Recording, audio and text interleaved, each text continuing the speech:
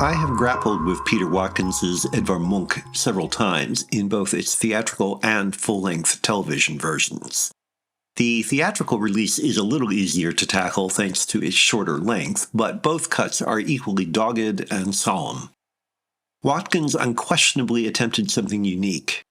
Through a combination of dramatic recreation, voiceover narration, and achronological editing structured on personal revelation rather than linear development, the film attempts to examine both the artist's psychology and the historical moment of his work.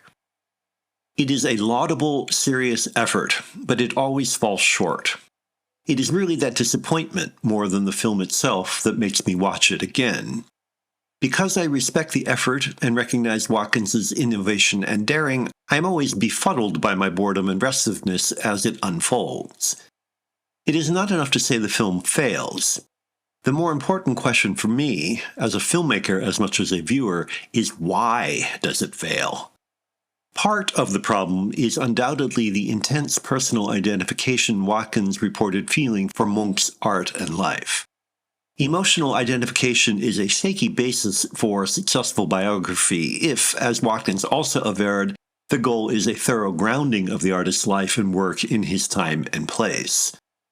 Moreover, that identification may blind Watkins to how repetitive much of the material is. He may find fine shades of difference in what we see that are vital to understand Munch's work. We're just as likely to yawn at the tedium.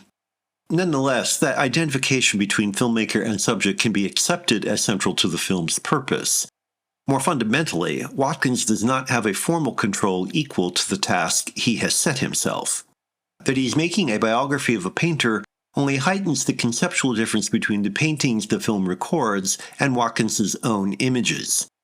This is not to suggest Watkins should have mimicked Munch's work, which would probably have produced unwatchable results. Rather, it is a matter of the ability to create images in an expressive rather than an illustrative manner. The editing is the key. Directors known for their non-linear cutting, like Rogue or René, produce a purely visual logic to the juxtapositions. The images simply flow, and if we're not always certain of their relationship, that very inexplicability contributes to their power. Watkins only occasionally achieves such consonance. More often, his cuts underline a point made by the narration.